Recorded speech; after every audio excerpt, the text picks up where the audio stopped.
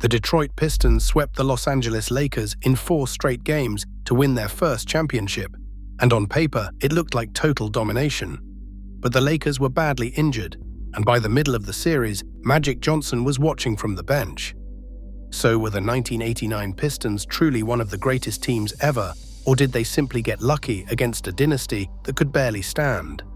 The answer may completely change how you remember the bad boys. To understand how good the 1989 Pistons actually were, you cannot start in 1989. You have to start with the pain that came before it. Because this was not a team that arrived out of nowhere. This was a team that had been beaten, humiliated, and heartbroken so many times that when they finally broke through, they did it with a chip on their shoulder the size of the entire state of Michigan. Rewind to the early part of the decade. Detroit was a joke. The franchise had been in the city since 1957 and had never reached the NBA Finals, not once. They had strung together 7 straight losing seasons and were the kind of team that other teams penciled in as a guaranteed win. Then in 1981, they drafted a small, smiling, ferociously competitive point guard out of Indiana named Isiah Thomas, and everything slowly began to change. Around Thomas, the front office built something unusual. Not a collection of superstars, a collection of hard men. They found Bill Laimbeer, a center who could shoot from distance and would happily start a fight with anyone breathing. They drafted Joe Dumars, a quiet, deadly two-way guard from Louisiana who never said a word and never backed down an inch. They added Vinnie Johnson, a bench scorer who could catch fire so quickly they nicknamed him the Microwave. They brought in Rick Mahorn, a bruising enforcer, and later a wild, relentless, impossibly athletic rebounding machine named Dennis Rodman, and a shot-blocking big man named John Salley. And they got close. Painfully, agonizingly close. In 1987, the Pistons pushed the Boston Celtics to the brink in the Eastern Conference Finals. They were seconds away from stealing a pivotal game in Boston Garden when Isiah Thomas made a lazy inbounds pass, and Larry Bird jumped the passing lane, stole the ball, and fed a teammate for the winning layup. It was one of the most famous plays in league history, and it gutted Detroit. They lost the series. They went home and they stewed on it for a full year. Then came 1988, and the heartbreak that would define them. This time, they got past Boston. This time, they reached the finals, and there they ran headfirst into the Showtime Lakers.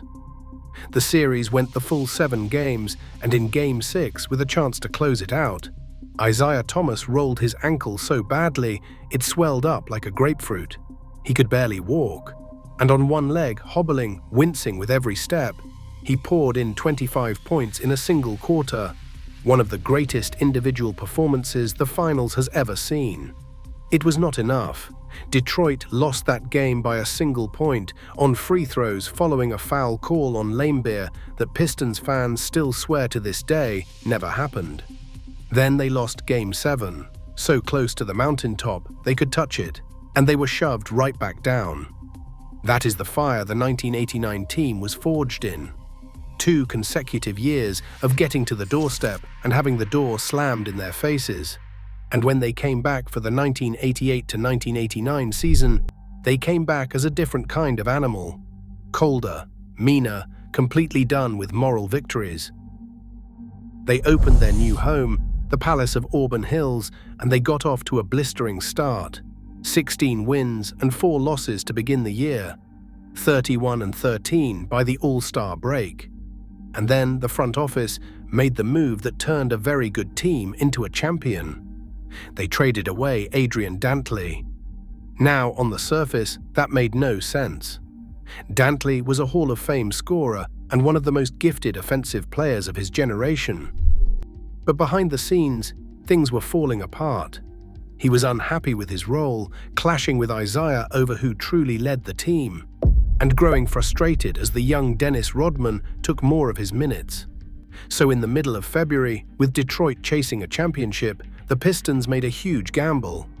They sent Dantley to Dallas for Mark Aguirre, the #1 overall pick in the 1981 draft, and, not coincidentally, one of Isiah Thomas's closest childhood friends. Dantley was furious. He believed Isiah had personally engineered the entire trade just to bring in his childhood friend, an accusation Thomas always denied. From Dantley's point of view, he had helped turn Detroit into a serious contender, only to be pushed aside when the team was finally close to winning a championship. But whatever the real motivation was, the result became impossible to argue with. Aguirre had built a reputation as a difficult personality in Dallas, yet in Detroit he fit almost perfectly. He could score in the post, knock down outside shots, create for others, and give the Pistons another dangerous offensive option. But the biggest difference was his willingness to sacrifice. Aguirre did not need to control the team or prove he was the biggest star. The Pistons caught fire. They won 31 of their final 37 games. They rolled to a 63-19 record, the best in the entire NBA, and locked up the top seed in the Eastern Conference. On the surface, this was total dominance. The best record in basketball, a brand new arena selling out every single night, and a roster that ran 10 deep with players who would happily hurt you. But here is where the story starts to complicate itself, because if you look past the win-loss record and into the numbers underneath it, the picture of pure dominance starts to blur. The advanced statistics tell a slightly different tale. The Pistons scored just 106 points per game, which ranked 16th in a 25-team league. 16th. They played at the slowest pace in the entire NBA.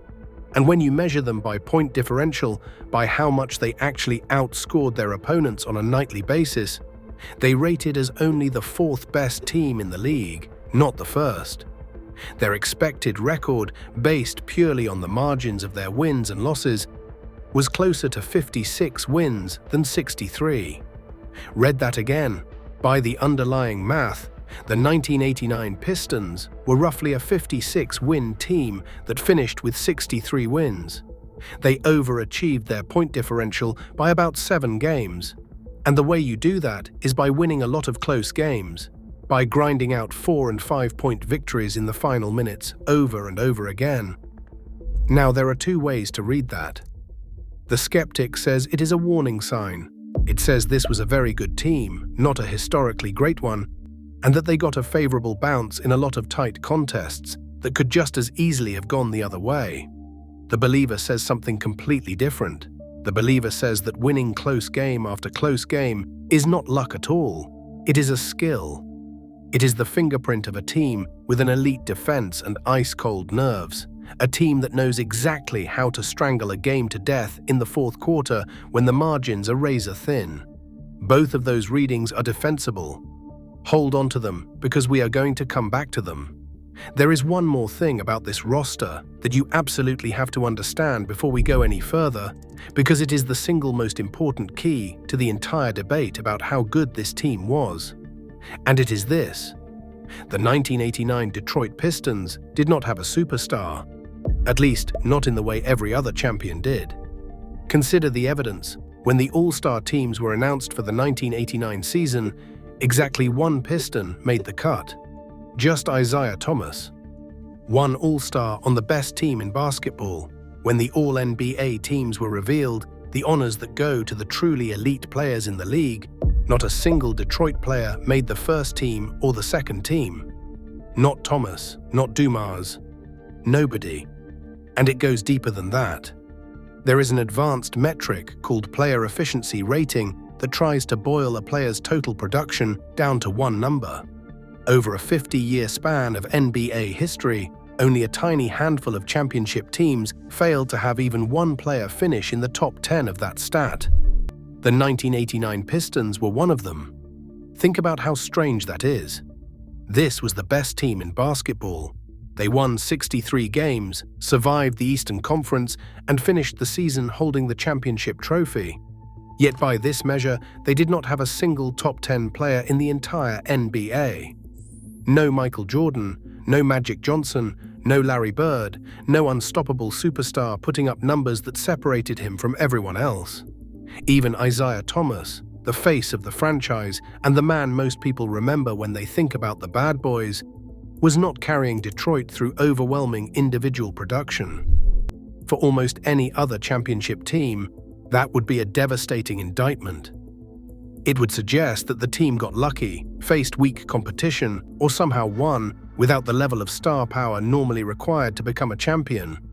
But with Detroit, it points to something else entirely. The Pistons were not built around one player dominating every night. They were built around depth. Isiah Thomas could take over a game, Joe Dumars could do the same, Mark Aguirre could score, Dennis Rodman could change a game without taking many shots.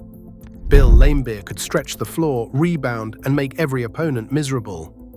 Nobody had to carry everything because everybody had a job. That made Detroit incredibly difficult to stop. Most great teams have one obvious target: slow down the superstar and you at least have a chance. Against the Pistons, there was no single answer.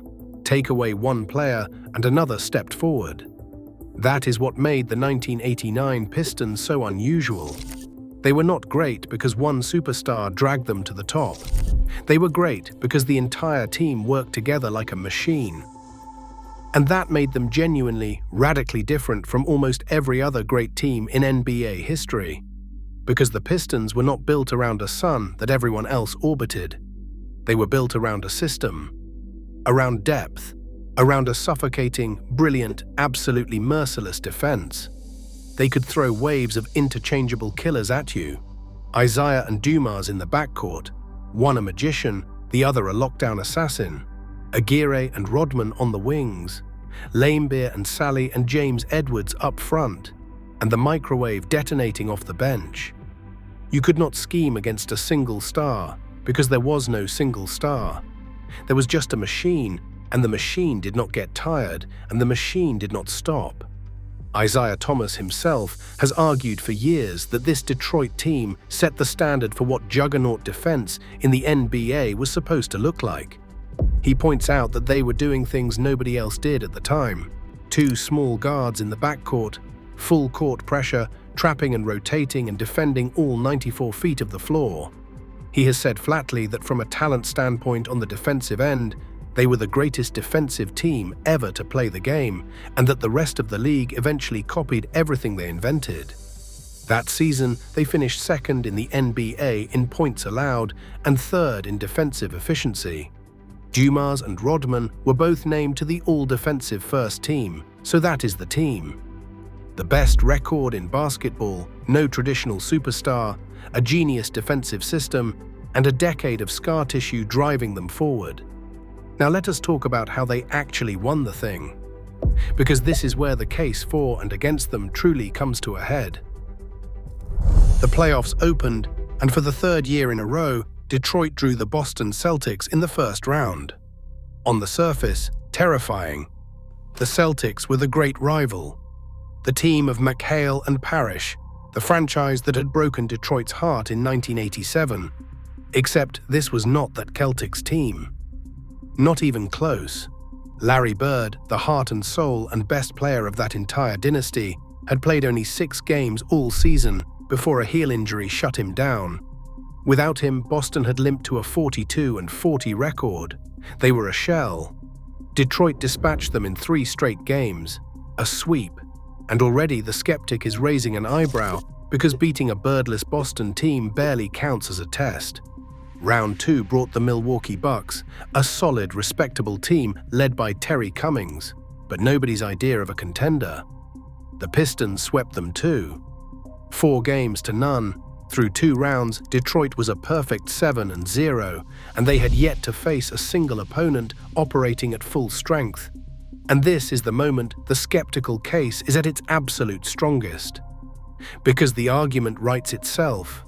The Pistons feasted on the walking wounded, a Celtics team missing its franchise player, a middling Bucks team. They had not been tested, they had not proven anything. They had simply beaten up the teams that the schedule happened to place in front of them, none of which had any business being on the same floor. But then came the Eastern Conference Finals, and everything changed. Because waiting for them were the Chicago Bulls. And leading those Bulls was a 26-year-old force of nature named Michael Jordan, who was, at that exact moment, transforming from a spectacular scorer into the most unstoppable player the sport had ever seen. This was not a wounded opponent. This was the future of the entire league, hungry, healthy, and out for blood, with a young Scottie Pippen and Horace Grant developing at his side. And the Bulls punched Detroit right in the mouth. They won 2 of the first 3 games. They took a 2-1 lead in the series. For the first time all postseason, the mighty Pistons were staring at real adversity against a genuinely great player at the peak of his physical powers. The whole no superstar theory was about to be put on trial because the other side had the best individual talent on the floor by a wide margin. So what did Detroit do? They reached into their bag and pulled out the single most famous defensive game plan in NBA history: the Jordan rules. The concept was diabolical in its simplicity. Chuck Daly and his staff decided that Michael Jordan, by himself, would never be allowed to beat them again. Every time Jordan touched the ball, he would be met by multiple bodies. If he drove the right side, they funneled him one way. If he drove the left, they funneled him another. They forced him toward the help, away from the middle of the floor, into a thicket of arms and elbows where a clean look at the rim simply did not exist. They hit him, they grabbed him, they made him give the ball up, and then they dared his supporting cast to beat them instead. And crucially, they did all of it within a scheme, not as a series of random cheap shots. Every rotation was rehearsed, every trap had a purpose. They wore him down over the full 6-game series, physically and mentally, punishing him possession after possession until there was nothing left in the tank. It was one of the first times in league history that a coaching staff had built an entire defensive philosophy around stopping a single human being. And it was so effective that the phrase itself, the Jordan rules, entered the permanent vocabulary of the sport. And it worked. Detroit stormed back to win 3 straight and take the series in 6 games. In the deciding stretch, they held Jordan and the Bulls to a crawl. In one road win, they limited Jordan to 5 made baskets on 15 attempts and let Rodman dominate the glass. This was the real test, the fully armed opponent with the best player alive. And the Pistons did not just survive it, they dismantled it. They solved Michael Jordan when solving Michael Jordan was supposed to be impossible. Remember this series because it matters enormously for the final verdict. The Pistons beat a healthy, prime, ascending Jordan. Nobody handed them that one. Which brings us, at last, to the finals, and to the reveal that reframes the entire championship. The opponent was the Los Angeles Lakers. Of course it was. The team that had beaten Detroit in 7 games the previous June. The team of the decade. Magic Johnson had just won his 2nd MVP award. James Worthy was in his prime. And the great Kareem Abdul-Jabbar, 42 years old, was playing the final games of a legendary 20-year career, receiving farewell ovations in every arena on his way out. The Lakers had blitzed through the Western Conference. They swept Portland. They swept Seattle. They swept Phoenix. They had not lost a single game in the entire playoffs. They were 11-0, rested, confident, and gunning for a historic 3rd consecutive title. They looked utterly invincible. And then, on the eve of Game 1, disaster struck. Not for Detroit, for Los Angeles. During a practice session, Lakers guard Byron Scott, the team's 2nd leading scorer and its most dangerous outside shooting threat, felt something tear in the back of his leg. A severe hamstring injury. And just like that, before a single finals possession had been played, the Lakers lost one of their 4 best players for the entire series. He would not play a single minute. The Pistons won the first 2 games at home, and then in Game 2, the roof caved in completely. Midway through the game, Magic Johnson, the league MVP, the engine of the entire Lakers operation, pulled up lame with a strained hamstring of his own. He would try to come back later in the series and could not. In the end, Magic Johnson appeared in only 3 games of that finals, played hardly any real minutes, and was effectively finished after that 2nd game. Think about what that actually means. The Detroit Pistons, for the majority of the 1989 NBA Finals, were playing against a Lakers team that had lost its MVP point guard and its best shooter. Two of the four pillars of that franchise simply gone. What remained was a valiant James Worthy, an ancient Kareem playing on fumes and memory, and a collection of role players being asked to do the impossible. Los Angeles never had a chance. Detroit closed it out in 4 straight. In the final game, Worthy poured in 40 heroic points, a magnificent individual effort, and it did not matter in the slightest, because there was simply no one left to help him. Joe Dumars, averaging more than 27 points a game and carving up the depleted Los Angeles backcourt, was named Finals MVP. The Pistons clinched on the road, in the Lakers' own building. On the same night, Kareem Abdul-Jabbar walked off an NBA court for the last time. And afterward, even the Lakers themselves could not pretend the injuries did not decide it. When Kareem was asked whether a healthy series might have changed the outcome, he admitted he had thought about it, before shrugging and calling it fate. The great captain was too proud to make excuses, but he was also too honest to deny the obvious.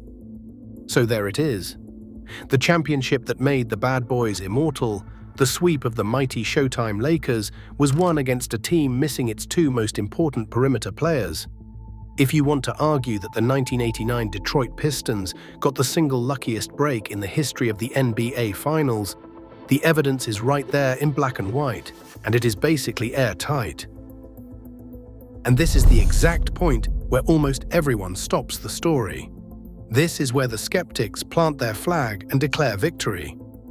Asterisk champions, lucky, beneficiaries of a hamstring. Case closed.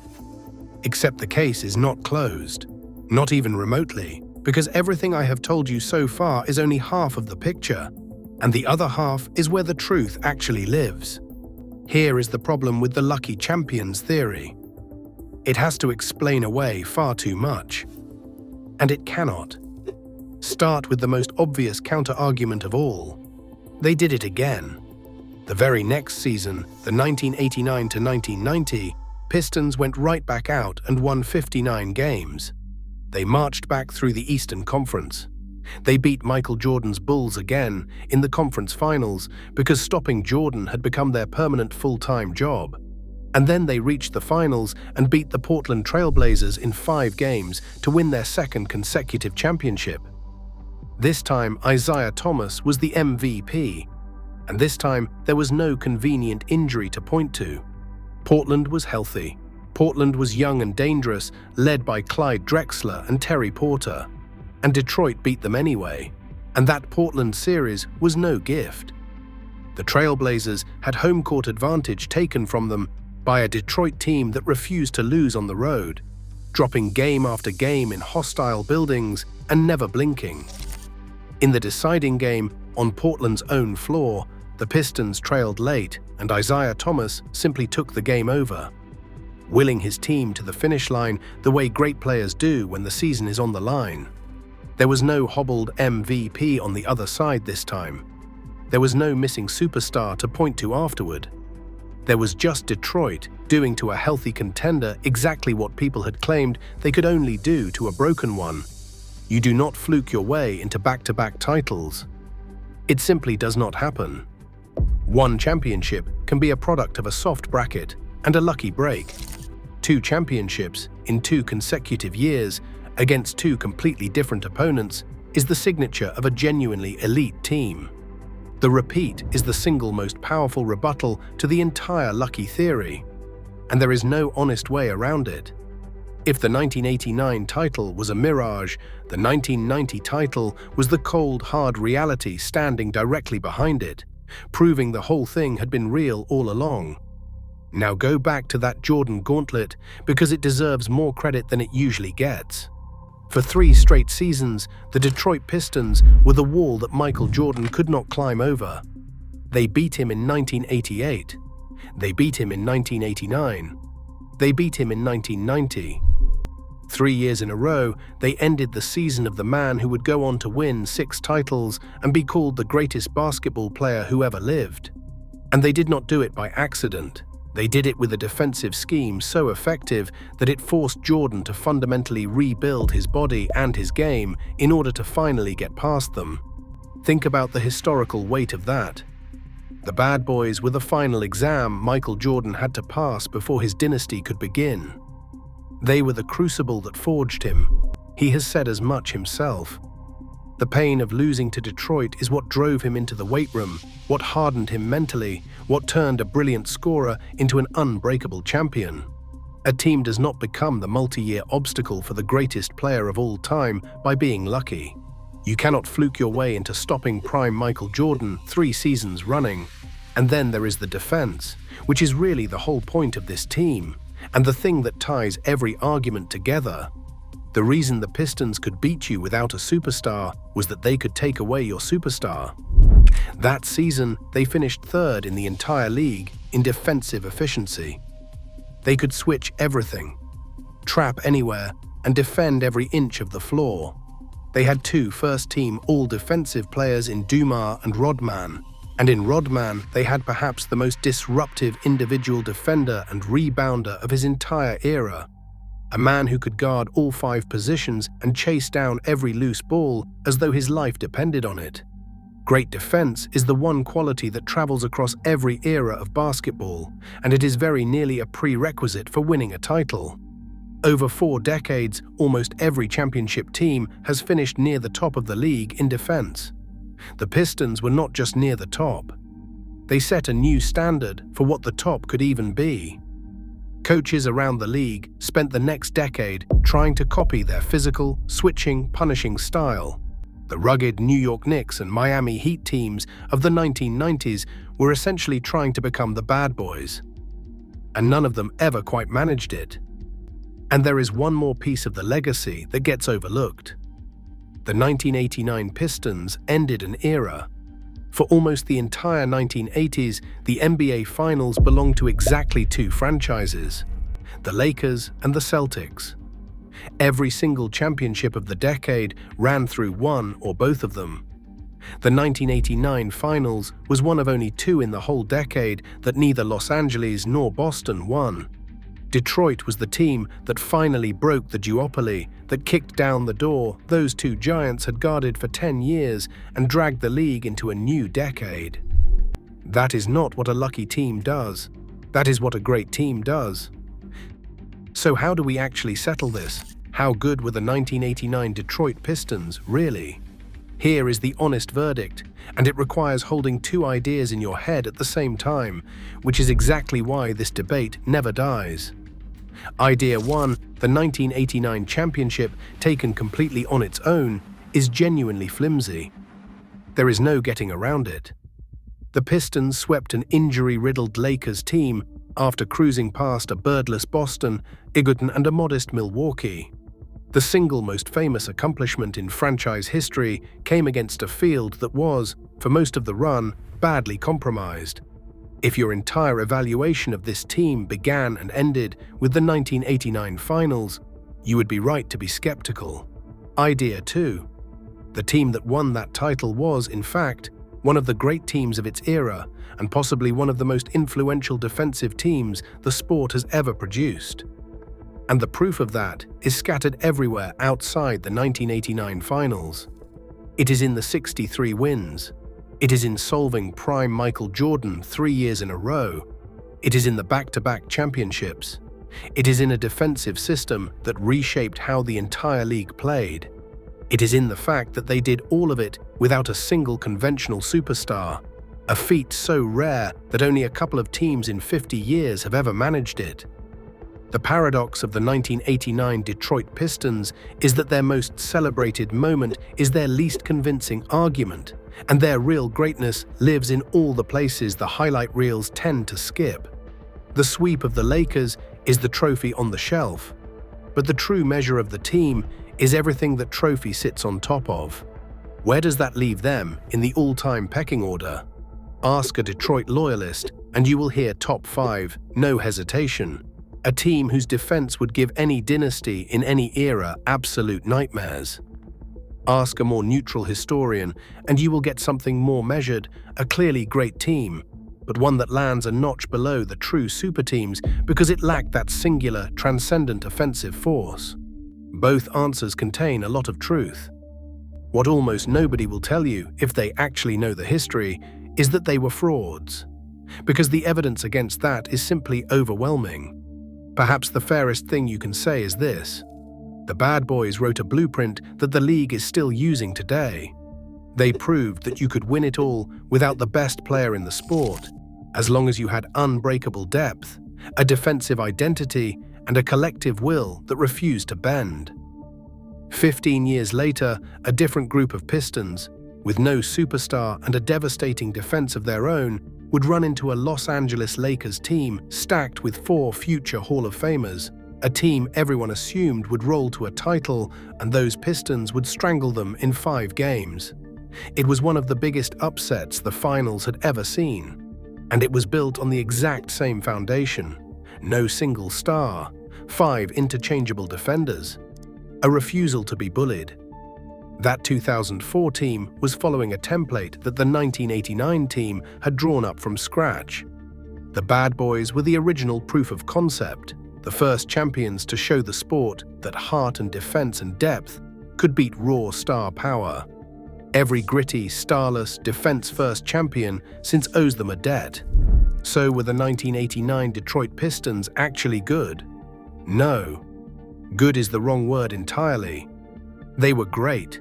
They were one of the meanest, deepest, smartest, most influential teams the sport has ever seen, and they backed it up by winning twice and by tormenting the greatest player of all time for 3 straight years. They just happened to win their first ring in the one way that would make people doubt them forever. And the strangest, most delicious irony in all of it is that if Byron Scott and Magic Johnson had been perfectly healthy in June of 1989, if the Pistons had been forced to beat the Lakers at full strength and had done it, we might remember this team completely differently. We might rank them among the untouchables. The injuries did not just cost the Lakers a championship. In a weird way, they cost the Pistons the respect their greatness actually deserved. That is the real story of the 1989 Detroit Pistons. Not a lucky team that stole a title. A genuinely great team whose signature triumph will always carry an asterisk it never truly earned, hiding a body of work that needs no excuses at all. If you enjoyed this deep dive into basketball history, and if you want more videos that dig past the highlight reels and into what really happened, do me a favor and hit that like button and subscribe. Until next time.